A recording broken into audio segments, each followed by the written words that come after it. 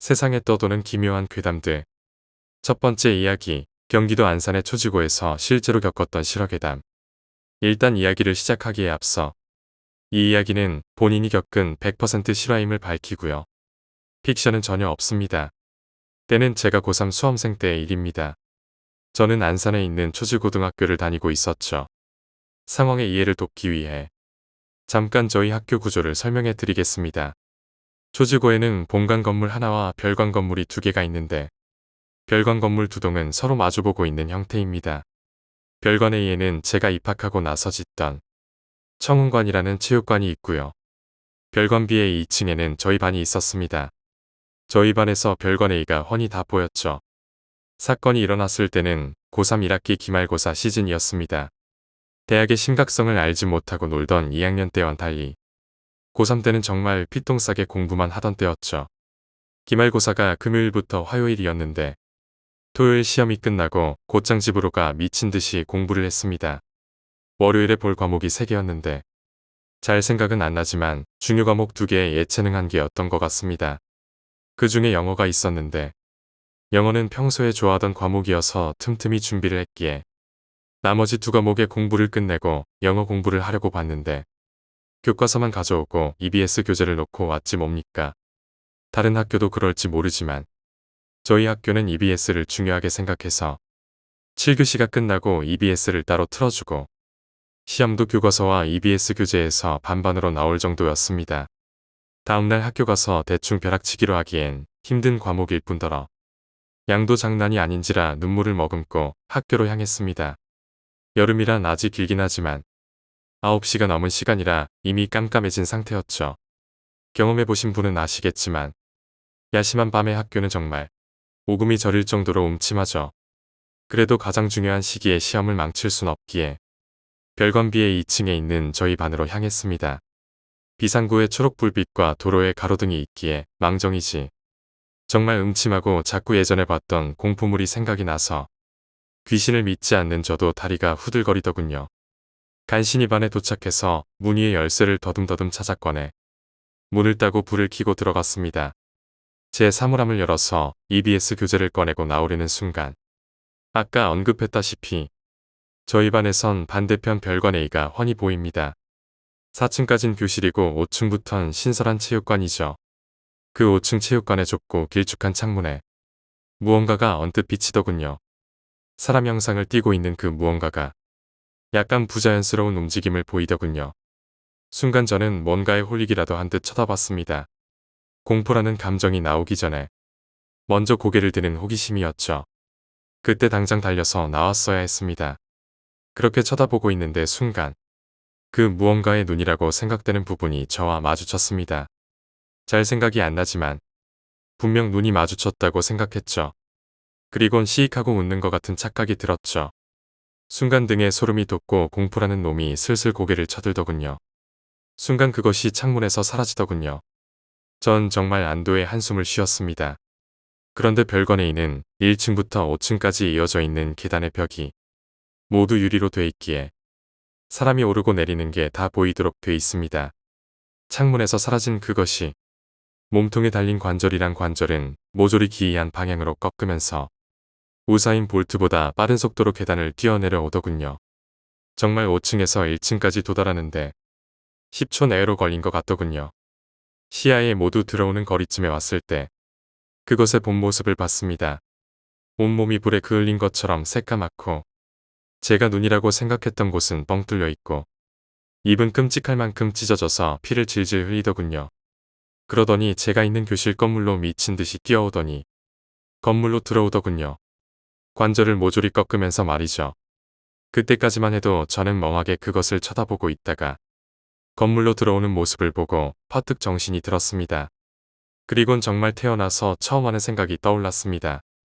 잡히면 난 죽는다. 진짜로 죽는다. 머릿속에 온통 그 생각이 도배가 되면서 무작정 뛰었습니다. 그것이 들어온 반대편 현관으로 죽어라 뛰었습니다. 진짜 태어나서 그렇게 미칠 듯한 스피드를 내본 건 처음인 것 같습니다.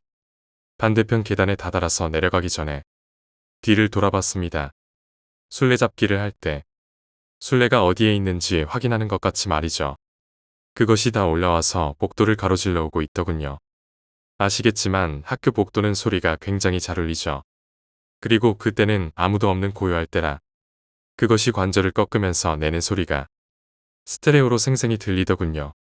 진짜 그냥 들어도 온몸에 소름이 바짝 서고 오금이 저리는 뼈 갈리는 소리가 영상과 함께 보이니까 진짜 미치겠더군요. 그리고 그것의 속도를 생각했을 때 금방 잡힐 거라는 불안감 때문에 다리가 후들거려서 제대로 뛰지도 못하겠고 정말로 죽고 싶었습니다. 그렇게 미친 듯이 뛰고 정신을 차려보니 저는 정문을 벗어나 학교 밖에 나와 있더군요. 그 사실을 인지하고 나서 다리가 풀려서 바로 주저앉았습니다. 그리고 무의식적으로 고개를 돌려서 저희 교실을 봤는데 있더군요. 교실 창문에 서서 저를 빤히 보는 그 빌어먹을 놈이 말입니다. 바로 벌떡 일어나서 집까지 전력 질주해서 도망갔습니다. 날도 더웠는데 미친 듯이 10분간 뛰니 집에 다다랐을 때는 이미 땀에 쩔어 있었죠. 그 후 공부고 뭐고 다 때려치고 씻지도 못하고 방에 처박혀서 밤새 덜덜 떨었습니다. 난생 처음 겪어보는 미스테리한 일이라 공포는 배가 됐었죠. 그렇게 밤을 꼴딱 새고 나니까 시험 걱정이 돼서 아침 일찍 학교로 갔습니다. 벼락치기라도 해야 했기에 말입니다. 등교 시간보다 1시간 일찍 가니까 선생님도 없고 아직 등교하는 애들도 없어서 적막하더군요. 하긴 6시 반에 사람이 많을 리가 없지요. 자연스레 어제 일이 생각나면서 또 무섭더군요. 2층 복도에 다다라서 교실로 향하는데 교실 앞에 어제 제가 정신없이 도망치느라 떨어뜨린 EBS 교재가 보이더군요. 근데 가까이 가서 교재를 주워든 저는 정말 기절할 뻔했습니다. 교재에 한 손으로 잡은 듯한 핏자국이 남아있더군요. 선명하진 않았지만 누가 봐도 손자국이라고 생각할 만한 핏자국이 말입니다. 정말로 눈물을 질질 짤 뻔했습니다. 바로 그 자리에서 교재를 찢어버리고 저희 건물 옆에 있는 분리수거장에 버렸습니다. 그 후 영어 성적은 말 안 하셔도 아시겠죠. 그냥 말 그대로 망했습니다. 졸업할 때까지 야자를 하다가도 9시쯤이 되면 체육관 쪽은 아예 보지도 않았습니다. 지금은 잘 살고 있는데 저녁에 가끔 지나가다가 불이 다 꺼진 학교를 보면 그때의 공포가 되살아나네요. 혹시 못 믿으시는 분이 있으실 수 있기에 제가 경험한 100% 실화임을 다시 한번 말씀드립니다. 두 번째 이야기, 오래전 일본의 최대 살인사건. 오카야마현 츠야마시에서 북쪽으로 20km 떨어진 토토리현 경계 근처의 산촌에서 일본 범죄 사상 전대미문의 참극이 일어났다. 오카야마현 이시카모 마을과 카이오 부락, 그리고 이웃 사카모토 부락을 무대로 한 명의 청년이 불과 1시간 반 사이에 마을 사람 30명을 살해한 사건이었다. 니시카모 마을은 380가구, 인구 2000명. 카이오 부락은 23가구, 인구 111명. 사카모토 부락은 20가구, 인구 94명의 작은 마을이었다. 대부분이 영세 농민인 이 양쪽 부락 주민은 산전을 경작하거나 양잠이 주된 수입원이었다. 그러나 겨울 동안은 눈에 갇혀 지내게 되는데 남자는 대부분 객지로 나가 돈을 벌거나 술을 구우러 산에 들어가는 바람에 마을에는 노인과 부녀자만이 남는다. 일명 밤놀이라는 성적으로 방종한 구습이 현저하게 남은 지역이기도 했다. 1938년 5월 21일 새벽 1시 무렵 카이오 부락 779번지에서 농사를 짓는 도이 무츠오 씨는 할머니와 함께 자던 중 할머니가 눈을 뜨지 않도록 살그머니 일어나 발소리를 죽여 다락방으로 올라갔다. 토이의 집은 카이오 부락에서 거의 중앙에 위치했으며 할머니와 단둘이 살고 있었다. 그는 자신을 방해꾼 취급하는 부락 사람들을 살해하려고 면밀한 습격 계획을 세우고 있었다. 특히 자신과 육체 관계를 가졌으나 다른 사람에게 시집간 2명의 여성에 대해 격렬한 살의를 품고 있었다. 토이는 두 여성이 마을에 돌아오는 날을 알아내 그 날을 실행일로 결정했다. 그리고 그 날이 왔다. 사건 전날인 5월 20일 오후 4시 무렵 그는 자전거로 습격할 예정인 집들을 몇 번이나 왕복하면서 꼼꼼하게 조사했다. 오후 5시쯤에는 전봇대에 올라가 전선을 절단해 부락 전체를 깜깜하게 만들었다. 전등 회사에 수리를 부탁한 마을 사람은 없었다. 토이는 친한 친구에게 어차피 폐병으로 죽을 테니 굉장한 일을 저지르겠다고 토로하고 있었다. 다락방에 올라간 토이는 검정색 교복을 입고 다리에 군사훈련용 각반을 단단하게 감고 고무창 신발을 신었다. 머리에 감은 수건에는 2개의 소형 회중전등을 달았고 자전거용 램프를 목에다 끈으로 매달고 다른 끈으로 몸통에 고정해 어두운 곳에서 상대를 비출 수 있도록 했다. 일본도 하나와 비수 2개를 왼쪽 허리춤에 끈으로 묶은 후 가죽의 벨트로 다시 맸다. 손에는 개조한 브라우닝 엽총을 들고 포켓에는 실탄 100발을 넣고 실탄 100발을 넣은 주머니를 왼쪽 어깨에 걸쳤다. 이 지방에서는 야간 찬렵을 할 때 회중전등 1개를 수건 등으로 머리에 붙이는 풍습이 있었다. 그리고 토이가 애독한 잡지 소년클럽에는 총검을 단총을 든 일본군이 중국인을 찔러 죽이려는 만화가 실려 있었는데 이것을 흉내낸 것 같기도 하다. 5월 21일 밤에는 이슬비가 내렸지만 곧바로 그쳤고 가끔 구름 사이로 달이 보였다. 봄이었지만 쌀쌀한 밤이었다. 첫 번째 희생자. 오전 1시 40분쯤 토이는 다락방에서 내려와 난로 옆에서 푹 잠들어 있는 자신의 친할머니인 요네의 목을 장작 패는 도끼로 절단했다. 두 번째 희생자. 가장 먼저 습격한 곳은 북쪽 이웃인 키시모토 카츠유키의 집이었다. 여기는 5인 가족이었지만 카츠유키는 군대에 입대해서 집에 없었다. 시골이라 문단속은 하지 않고 있었다. 몇 차례 밤놀이로 집안을 다 알고 있던 토이는 안쪽의 방으로 들어갔다. 토이는 과부인 카츠유키의 모친 츠키오와 육체관계가 있었지만 최근 들어 거절당한 데다가 마을에 소문이 퍼졌기 때문에 강한 원한을 품고 있었다. 엽총을 사용하면 근처에 들린다고 생각한 그는 일본도를 소리 없이 뽑아서 숙면 중이던 츠키오의 목과 가슴을 찔렀다. 세 번째 희생자와 네 번째 희생자. 계속해 어머니의 옆에서 자고 있던 남동생 요시오와 마모루를 일본도로 베어 살해했다. 여동생 미사는 일 때문에 다른 곳에 묵고 있었기 때문에 당장은 살해되는 것을 모면했지만 토이는 그녀가 누구의 집에 있는지 알고 있었다. 다섯 번째 희생자. 세 번째 집은 이시다 슈지의 집이었다. 이곳에는 4명이 있었는데 이곳도 열쇠를 잠그는 습관은 없었다. 토이는 이 집의 안주인인 토메와 몇 차례 육체관계가 있었지만 토메는 몇 번이나 덤벼든 것을 거절했다고 마을 사람들에게 말했었다. 토이는 방에서 잠들어 있는 토메의 복부에 엽총을 대고 쏘아서 즉사시켰다. 여섯 번째 희생자와 일곱 번째 희생자, 그리고 여덟 번째 희생자. 옆방에서는 3명이 난로 옆에서 자고 있었다. 장녀 오토모 요시코와 주인 슈지, 아내의 여동생 치즈코였다. 요시코는 토이와 육체관계가 있었지만 다른 집에 시집갔다. 그러나 감기로 앓고 있는 토메를 문병하러 요시코와 치즈코가 와 있었다. 토이는 그것을 알고 있었으며 이 날을 학살일로 선택한 이유 중 하나였다. 세 사람은 총성에 잠을 깼는데 근거리에서 엽총에 맞아 모두 즉사했다. 아홉 번째 희생자와 열 번째 희생자. 네 번째는 키시모토 타카시의 집이었다. 여기는 쌓인 가족이었다. 마찬가지로 문은 잠겨 있지 않았다. 앞문으로 침입한 토이는 이불 속에 잠들어 있던 주인 타카시와 임신 6개월이던 아내 니시다 토모에를 엽총으로 사살했다. 토모에는 5번째로 살해된 토메의 둘째 딸이었다. 11번째 희생자. 잠에서 깬 조카 테라나카 타케오가 달려들었으나 토이는 개머리판으로 머리를 때려 쓰러뜨린 뒤 엽총으로 가슴을 쏘았다. 토이는 웅크리고 앉아 떨고 있던 모친 타마의 앞에 버티고 서서 당신들과는 아무런 원한도 없었지만 니시다의 딸을 며느리로 삼았기 때문에 죽일 수밖에 없다고 했다. 타마는 살려달라고 애원했으나 토이는 총을 쏘았다. 그러나 타마는 치명상을 입지 않아 기적적으로 목숨을 건졌다.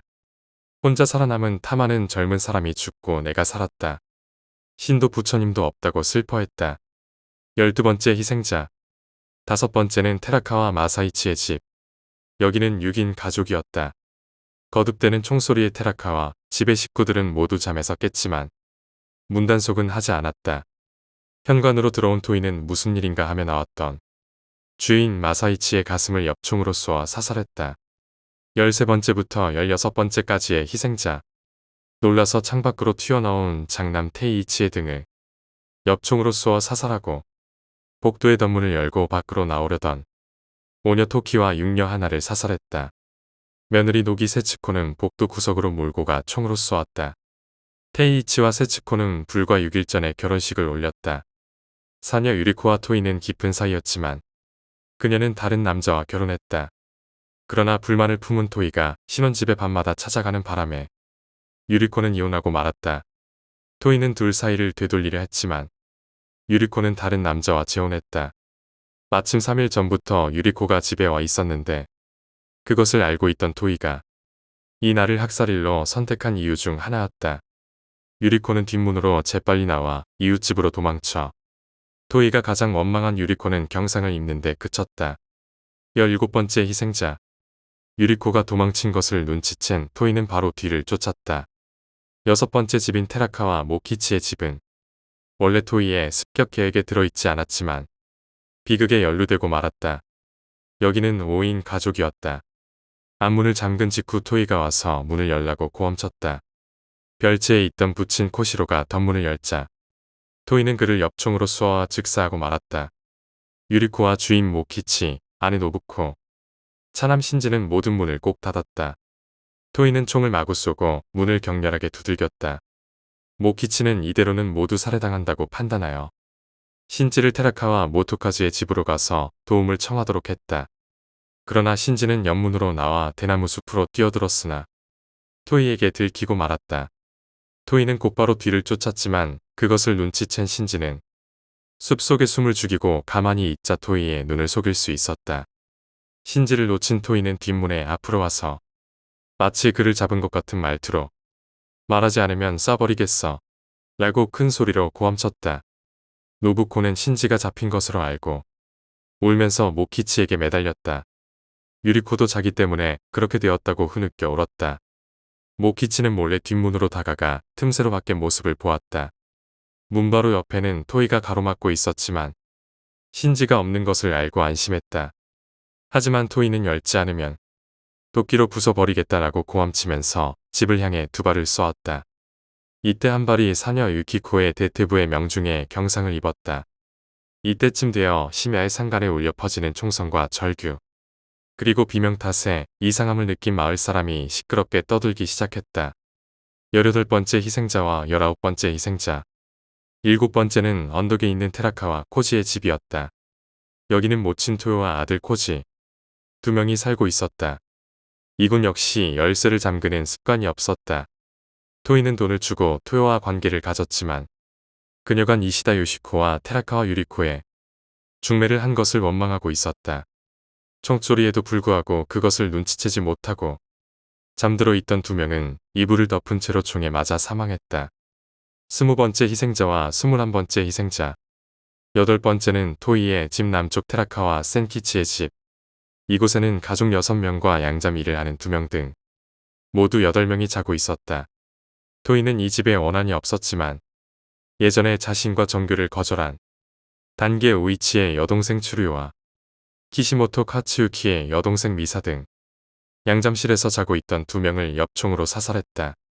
22번째 희생자 같은 방에서 자고 있던 다른 한 명인 장남 아사이치의 아내 히라지토라는 살려달라고 애원했지만 총을 2번 쏘아 죽였다. 양잠실을 뛰쳐나온 토이는 안방 툇마루의 덧문을 열고 들어가 난로 앞에 앉아있던 센키치와 마주쳤다. 센키치는 토이를 보았지만 별다른 반응을 보이지 않고 차분하게 앉아 있었다. 토이는 노인이라도 가만두지 않겠어 라고 하면서 총구를 센키치의 목에 겨누었다. 그러나 잠시 생각하더니 당신은 내 욕을 하지 않았으니 봐주겠어. 내가 죽으면 욕을 할지도 모르지만 이라고 말하면서 희죽 웃더니 자리를 떴다. 그 직후 토이는 안쪽 창고로 갔다. 여기에는 아사이치가 이불 속에서 자는 척하고 있었다. 아사이치는 토이와 센키치의 이야기를 들었기 때문에 살 수 있을지도 모른다고 생각해 떨면서도 자는 척하고 있었다. 토이는 3개의 전등으로 아사이치를 비추다가 갑자기 베개를 걷어찼다. 아사이치가 놀라 일어나려 하자 가슴을 총으로 밀면서 젊은 사람은 도망쳤군. 움직이면 공격할 거야. 얌전히 일어나 라고 명령했다. 아사이치는 토이를 바라보며 두 손을 모으고 꼼짝하지 않을 테니 살려달라고 필사적으로 애원했다. 토이가 그렇게 목숨이 아까운가? 라고 조롱하듯 말하자 아사이치는 손을 모은 채로 여러 번 아이처럼 고개를 크게 끄덕였다. 좋아, 살려주지. 라면서 그렇게 말하고 센키치의 집을 나왔다. 센키치의 아내 테라카와 치오는 마루 밑에 숨어 있었고 손자 테라카와 이사오와 그의 아내 테라카와 키이는 2층에 숨어 있었다. 23번째 희생자, 9번째는 단계 우이치의 집이었다. 이 집은 3인 가족이었지만 여동생인 츠루요는 테라카와 센키치의 양잠실에서 이미 살해당했다. 단계 집에도 별채인 양잠실이 있었는데 마침 어머니인 이토가 보온용 화로에 불을 보고 있던 중 토이가 나타나 딸 츠루요는 이미 죽었고 이번에는 당신이라고 하며 엽총을 쏘아 중상을 입혔다. 그녀는 병원에 옮겨졌지만 6시간 후에 사망했다. 우이치는 안방에서 자고 있다가 어머니의 비명과 총성을 듣고 깨어나 재빨리 탈출해 난을 면했다. 우이치는 한때 테라카와 유리코와 부부였기 때문에 토이의 표적이었을지도 모른다. 우이치는 이시카모의 파출소에 갔지만 순경이 부재 중이자 다시 카무초의 파출소로 달려가 숨을 헐떡이며 사건의 발생을 알렸다. 약 3km의 논두렁길을 달리다가 도중에 자전거를 빌려 20분 후에 도착했다. 오전 2시 40분쯤이었다. 순경 아저씨, 큰일 났어. 일어나요, 살인이야. 라는 우이치의 고함 소리에 이마다 타케오 순경은 잠자리를 박차고 일어났다. 우이치의 이야기를 듣기 전 토이가 저질렀냐고. 이마다 순경은 고함쳤다. 평소부터 토이의 동정이 마음에 걸렸던 것이다.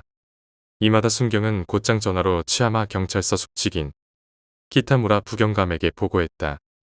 이웃 히가시카모 마을 파출소의 요네자와 순경에게도 연락했다. 소방대와 의사에게도 연락하고 만일의 경우에는 철도 전화를 빌려 더 이상의 사태 발생을 막기 위해 마을의 종을 두들길 것 등을 아내에게 부탁한 후 우이치와 함께 카이우 부락으로 향했다. 24번째 희생자, 10번째 집은 이키야마 스에오의 집이었다. 8인 가족이었지만 수학여행 중이었던 장남 요우를 제외한 7명이 있었다. 토이가 이곳을 습격 대상에 포함시킨 이유는 이키야마 스에오가 테라카와 마츠코의 오빠였기 때문이었다. 토이는 마츠코와 관계가 있었는데 토이가 폐결핵에 걸린 것을 알자 갑자기 변심했다. 스에오는 뒤에 덧문을 열고 뛰쳐나왔다. 이때 이미 뒤로 돌아갔던 토이가 스에오를 보자마자 총을 난사했으나 스에오는 대나무 숲으로 뛰어들어 위기를 모면했다.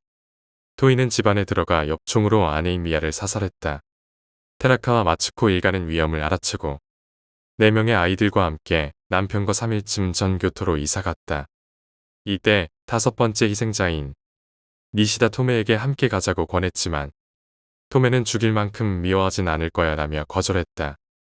토이는 마츠코 일가가 도망친 것을 알고 있었다. 25번째 희생자와 26번째 희생자, 그리고 27번째 희생자.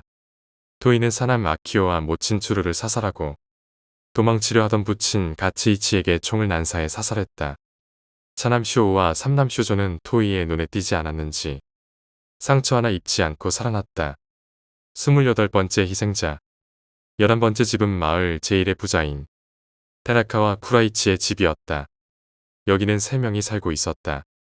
쿠라이치는 돈이나 물건을 주면서 테라카와 마츠코와 오카베 미오 등 몇 명의 마을 여자와 관계하고 있었다. 토이가 비탈을 오르는 도중 가슴에 달았던 전등이 떨어졌지만 쿠라이치가 있냐고 고함치면서 정문으로 뛰어들었다.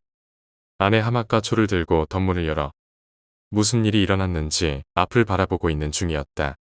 전등 2개가 보이는데 라고 쿠라이치와 장남 수구루를 돌아보며 외치는 순간 토이의 엽총이 불을 뿜었다. 하마는 초를 들고 있던 오른손에 총을 맞았지만 아픔을 참고 서둘러 덧문을 닫은 후 쿠라이치와 함께 필사적으로 토이의 침입을 막았다. 토이는 다기는 덧문을 향해 엽총을 5발 난사, 하마의 오른팔에 중상을 입혔다. 그것을 본 쿠라이치는 2층에 뛰어올라 창을 열고 도와달라고 소리쳤다. 언덕이었기 때문에 마을 사람 전원에게 이 소리가 들렸다고 한다. 토이는 쿠라이치에게도 발포했지만 총알은 1층의 지붕 기와를 깼을 뿐이었다. 쿠라이치는 당황해 방 안에 몸을 숨겼다. 토이는 쿠라이치를 단념하고 떠났다. 하마는 사간 후 병원에 옮겨졌지만 출혈이 심해 12시간 후 사망했다.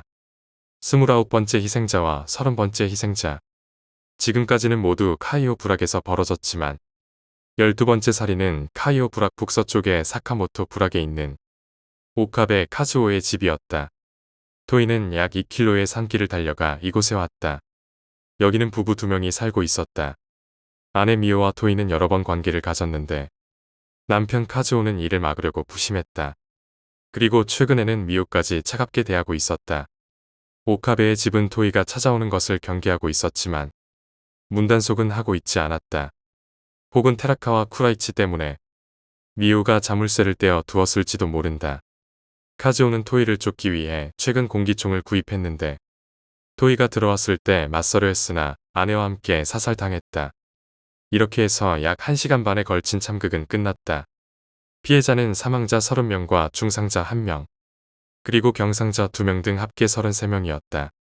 오카베 집을 떠나 오전 3시쯤 타루이 부락 타케다 마츠하루의 집에 나타난 토이는 마츠하루가 자고 있는 방에 들어갔다. 마츠하루는 토이를 보고 강도라고 생각했다고 한다. 토이는 할아버지, 떨지 말아요. 할아버지, 빨리 종이와 연필을 가져와요. 경찰차가 이 아래까지 나를 쫓아오고 있어. 라고 말했다. 마츠하루가 종이를 찾고 있자 토이는 함께 자고 있던 마츠하루의 손자에게 할아버지는 안 되겠다. 내 연필과 공책을 가져와. 라고 말했다. 손자가 연필과 공책을 주자 토이는 공책의 일부를 찢으며 나는 죄 없는 사람은 공격하지 않았다. 걱정하지 마. 공부 열심히 해. 라고 말하면서 서둘러 나갔다. 손자는 저 사람이 토이라고 말했다. 그런데 마츠하루는 처음으로 오카베 미오와 밀통에 소문이 있던 토이를 본 것이었다. 마츠하루는 토이가 유서를 쓸 생각으로 종이와 연필을 달라고 한 것을 알아챘지만 토이에게 아짱이라 불린 초등학교 5학년 아츠오는 그 의미를 알 수 없었다. 토이의 시체가 발견된 곳은 거기서 산으로 3.5km 들어간 산꼭대기였다. 옆에는 몸에 달았던 회중전등과 머리띠, 일본도 등이 가지런히 늘어 놓여 있었다. 신발도 벗어 제대로 가지런히 놓여 있었다. 검정색 학생복의 단추를 풀고 브라우닝 엽총을 손에 들어 셔츠 위에서 심장 쪽에 총구를 대었다. 양손으로 총신을 제대로 잡고 오른쪽 다리를 펴 엄지발가락을 방아쇠에 걸었다. 총성과 동시에 손에서 총이 1m 정도 날아갔으며 토이는 쓰러졌다. 즉사였다. 자살 현장에는 유서가 있고 자택에서도 2통의 유서가 발견되었다. 사망 추정 시각은 오전 5시경. 이 사건에는 하나의 기묘한 전설이 항상 따라다녔다. 중일전쟁이 한창이던 시기에 벌어진 이 사건은 너무나 끔찍해 공표되지 않았던 것이다. 그러나 실제로는 라디오를 비롯한 전국의 매스컴에 빠짐없이 보도되었고 일본의 센세이션을 일으켰다.